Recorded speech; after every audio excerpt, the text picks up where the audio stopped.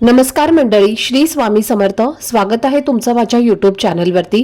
आजचा दिवस तुम्हा सर्वांना खूप छान, सुखाचा, आनंदाचा आणि समाधानाचा जाऊ देत, हीच मी स्वामींच्या चरणी प्रार्थना करते आणि आजच्या या नवीन व्हिडिओला सुरुवात करते. पण त्या अगोदर तुम्ही माझ्या चॅनलवरती जर नवीन असाल तर चॅनलला पण लगेच सबस्क्राईब करा आणि कमेंटमध्ये श्री स्वामी समर्थ लिहायला अजिबात विसरू नका. आता नवीन वर्ष हे अवघ्या काही तासांवर येऊन ठेपलेलं आहे आणि विशेष म्हणजे या नवीन वर्षाची सुरुवात गुरुवारच्या दिवशी होत आहे. गुरुवार हा दिवस स्वामींना समर्पित असतो आणि अशा या शुभ दिवशी नवीन वर्ष सुरू होणं हा खूपच सुंदर आणि सकारात्मक योग मानला जातो. नवीन वर्ष प्रत्येकाच्या आयुष्यात नवीन आशा, नवीन विचार आणि नवीन बदल घेऊन येत असतं आणि येणारं नवीन वर्ष आपल्यासाठी सुखाचं, आनंदाचं आणि भरभराटीचं जावं यासाठी आपण अनेक सेवा, उपासना आणि संकल्प करत असतो.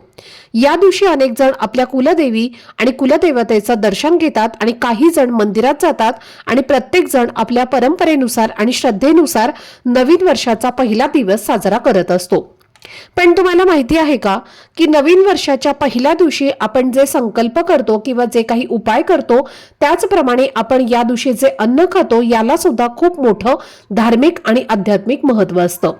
आपल्या धर्मात अन्नाला ब्रह्म मानलं जातं आणि म्हणूनच नवीन वर्षाच्या पहिल्या दिवशी आपण काय खातो याचा परिणाम आपल्या विचारांवर, बुद्धीवर आणि नशिबावर होत असतो असं मानलं जातं. नवीन वर्षाच्या पहिल्या दिवशी काही ठराविक भाज्या किंवा पदार्थ जर आपण खाल्ले तर येणारं वर्ष आपल्यासाठी अडचणी, आरोग्याच्या समस्या आणि आर्थिक तणाव घेऊन येऊ शकतं आणि त्यामुळे आपलं शरीर, मन आणि घराचं वातावरण यावरही नकारात्मक परिणाम होऊ शकतो. हे ऐकायला कदाचित थोडंसं वेगळं वाटेल, पण ज्योतिषशास्त्र आणि आयुर्वेदशास्त्र या दोन्ही ठिकाणी याचा उल्लेख केलेला आहे आणि म्हणूनच नवीन वर्षाच्या पहिल्या दिवशी काही विशिष्ट भाज्या चुकूनही खाऊ नयेत आणि घरात बनवूही नयेत असं सांगितलं जातं. जर या गोष्टींची योग्य वेळी काळजी घेतली नाही तर संपूर्ण वर्ष दुःख, अडचणी आणि आर्थिक अस्थिरता अनुभवावी लागू शकते आणि घरातली सकारात्मकता कमी होऊ शकते असं मानलं जातं. तर अशा कोणत्या 3 भाज्या आहेत ज्या नवीन वर्षाच्या पहिल्या दिवशी आपण चुकूनही खाऊ नयेत आणि घरात बनवू नयेत, तर याबद्दलची संपूर्ण माहिती मी आजच्या व्हिडिओमध्ये तुमच्यासोबत शेअर करणार आहे. त्यामुळे व्हिडिओ हा स्किप न करता शेवटपर्यंत नक्की पहा, जेणेकरून तुमच्यापर्यंत योग्य ती माहिती पोहोचेल. आणि तुम्ही माझ्या चॅनलवरती जर नवीन असाल तर चॅनलला पण लगेच सबस्क्राईब करा आणि बेल आयकॉनला पण प्रेस करा, म्हणजे मी जेव्हा कधीही नवीन व्हिडिओज अपलोड करेन त्याचं नोटिफिकेशन सर्वात आधी तुम्हाला मिळेल आणि तुमचा एकही व्हिडिओ हा मिस होणार नाही. तसेच खाली असलेल्या हाईप बटनवर सुद्धा क्लिक करा. तर आजच्या या व्हिडिओमध्ये मी तुम्हाला काही अशा भाज्यांबद्दल सांगणार आहे ज्या तुम्ही 1 जानेवारी 2026 रोजी गुरुवारच्या दिवशी चुकूनही खाऊ नयेत किंवा घरात बनवू नयेत. कारण 1 जानेवारी हा दिवस आपल्या आयुष्यात खूप महत्त्वाचा मानला जातो. नवीन वर्षाच्या या पहिल्या दिवशी आपलं शरीर, मन आणि आत्मा शुद्ध, शांत आणि सकारात्मक असणं खूप गरजेचं असतं. आपण या दिवशी जे काही खातो त्याचा थेट परिणाम आपल्या शरीरातील ऊर्जा, मनस्थिती आणि विचारशक्तीवर होत असतो आणि म्हणूनच या दिवसांचं अन्न खूप जपून आणि विचारपूर्वक निवडायला हवं.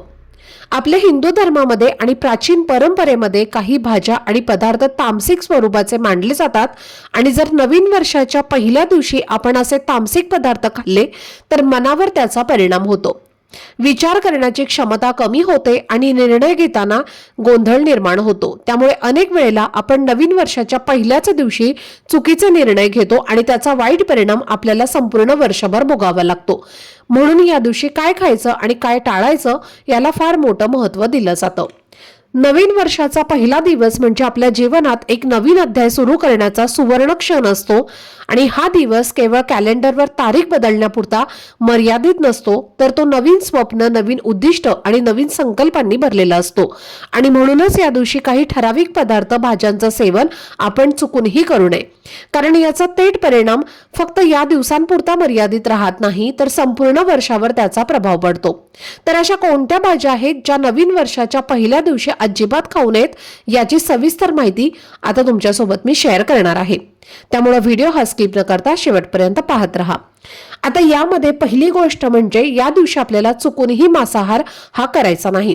बरेच जण नवीन वर्षाचा पहिला दिवस हा मांसाहार खाऊन साजरा करत असतात, पण या नवीन वर्षाच्या पहिल्या दिवशी एखाद्या निष्पाप प्राण्याची हत्या करणं हे पूर्णपणे चुकीचं आहे।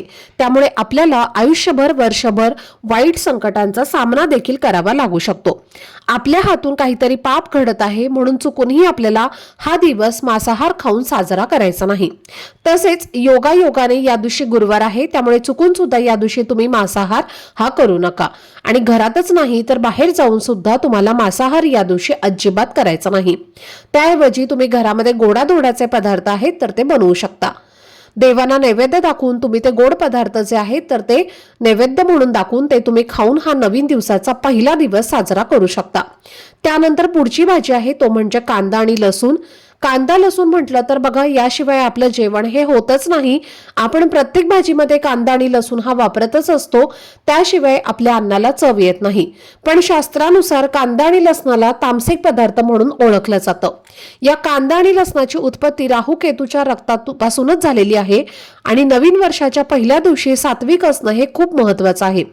जर या दिवशी अति प्रमाणात कांदा आणि लसूण जर आपण खाल्ला तर आपल्या मनातला क्रोध हा जास्त वाढतो, आळस वाढत जातो आणि नवीन वर्षाची सुरुवात ही उत्साहाऐवजी तुम्ही आळस करण्यात किंवा तुमची चिडचिड होऊ शकते।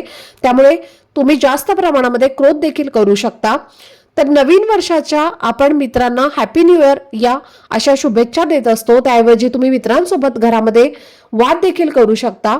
तर या दोन भाज्यांमुळे आपल्यामध्ये जो क्रोध आहे तर तो वाढत असतो आणि त्यामुळे घरामध्ये कटकटी वादविवाद होण्याची शक्यता सुद्धा खूप जास्त असते। त्यामुळे बघा, तुमचं वर्ष सुद्धा हे पूर्ण ताणतणावामध्ये जाऊ शकतं आणि म्हणून या दिवशी तुम्हाला चुकूनही कांदा आणि लसूण जो आहे तर त्याचं सेवन करायचं नाही। यानंतर पुढची भाजी सुद्धा तितकीच महत्त्वाची आहे, ते म्हणजे कारलं। आता कारल्याची भाजी का सेवन करायची नाही तर पहा, जेव्हा तुम्ही कारलं कापता त्यातून कडवट असा वास येतो आणि नवीन वर्षाची सुरुवात ही आपल्याला कडू भाजीने किंवा कडवट भाजीने करायची नाही। तर आपण वर्षाची सुरुवात ही गोडाधोडाने करत असतो, जेणेकरून आयुष्य हे आपलं गोड राहावं, आनंदात जावं, नात्यामध्ये कोणताही कटुपणा येऊ नये यासाठी आपल्याला या दिवशी चुकूनही कारल्यासारख्या कडू भाज्या ज्या आहेत तर त्या अजिबात खायच्या नाहीत। कारण ज्योतिषशास्त्रानुसार असं म्हटलं जातं की नवीन वर्षाच्या पहिल्या दिवशी जिभेवर कडू येणं म्हणजे संघर्षाला सुरुवात होण्यासारखं आहे आणि त्यामुळे घरामध्ये क्लेश, नात्यांमध्ये दुरावा देखील येण्याची खूप जास्त शक्यता असते। आणि त्यामुळे नवीन वर्षाच्या पहिल्या दिवशी तोंड गोड ठेवा आणि कडू भाज्यांपासून दूर राहा, जेणेकरून पुढचं संपूर्ण वर्ष हे गोडव्याने भरलेलं राहील। आणि म्हणून तुम्हाला ही भाजी जी आहे तर ती या दिवशी अजिबात सेवन करायची नाही आणि घरामध्ये सुद्धा ही भाजी तुम्ही बनवू नका। यानंतर पुढची भाजी आहे ते म्हणजे वांग। अनेकांना वांग्याचं भरीत किंवा वांग्याची भाजी ही खूप आवडते, पण आपल्या शास्त्रात काही तिथींना, काही विशेष दिवसांना वांग खाणं हे निषिद्ध मानलं गेलं आहे। तर वांग्याला सुद्धा अशुद्ध भाज्यांच्या श्रेणीमध्ये काही ठिकाणी स्थान दिलं गेलं आहे। तसेच आपल्या शास्त्रात सांगितलं आहे की या भाज्या कापल्यानंतर लवकर काळ्या पडतात आणि त्या भाज्या नकारात्मक ऊर्जा लवकर शोषून घेतात आणि वांग देखील तसंच आहे।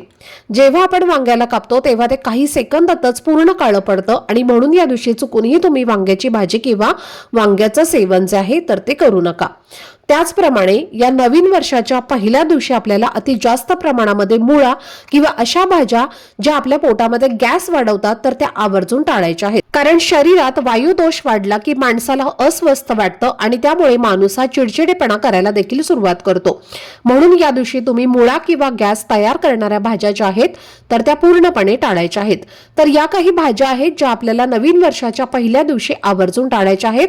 आता अशा कोणत्या भाज्या आहेत की ज्या आपण नवीन वर्षाच्या पहिल्या दिवशी आवर्जून खायला पाहिजेत, जेणेकरून नवीन वर्ष आपल्या आरोग्याचं आणि सोन्यासारखं जाईल? तर पहा, या दिवशी तुम्हाला जास्तीत जास्त पिवळ्या पदार्थांचं सेवन करायचं आहे, कारण गुरुवार आहे आणि गुरुवार हा आपल्या स्वामींना समर्पित असणारा दिवस आहे। या दिवशी खास करून पिवळ्या वस्तूंना खूप जास्त महत्त्व आहे। पिवळ्या वस्तूंमध्ये सकारात्मकता ही खूप जास्त असते, त्यामुळे आपल्या आयुष्यात सोन्यासारखे दिवस देखील यायला सुरुवात होते। म्हणून या दिवशी तुम्हाला बघा, मुगाची डाळ, तांदूळ, तूप, पिवळ्या रंगाची मिठाई किंवा पिवळ्या रंगाच्या सर्व डाळी, त्यासोबतच तुम्ही पांढऱ्या रंगाच्या गोष्टी सुद्धा खाऊ शकता, ज्यामध्ये खीर असेल, दहीभात असेल याचा समावेश करा।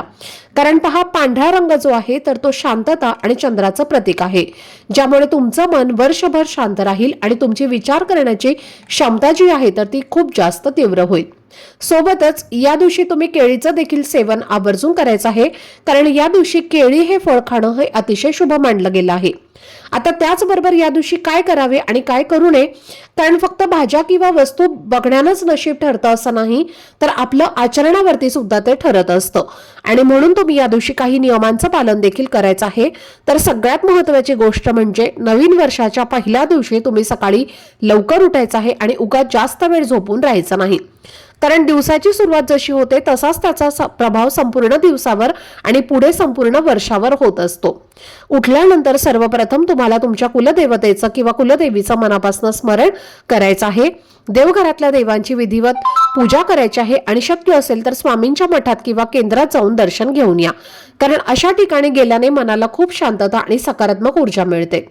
यानंतर घरातील आई वडिलांचं आणि वडीलधाऱ्या व्यक्तींचा आशीर्वाद आवर्जून घ्या, कारण मोठ्यांच्या आशीर्वादामध्ये खूप मोठी शक्ती असते आणि ते आशीर्वाद आपल्या आयुष्यातील अनेक अडचणी दूर करण्यासाठी अतिशय महत्त्वाचे मानले जातात. त्यामुळे या दिवशी देवदेवतांसोबतच घरातल्या मोठ्या माणसांचं दर्शन घेणं खूप महत्त्वाचं असतं.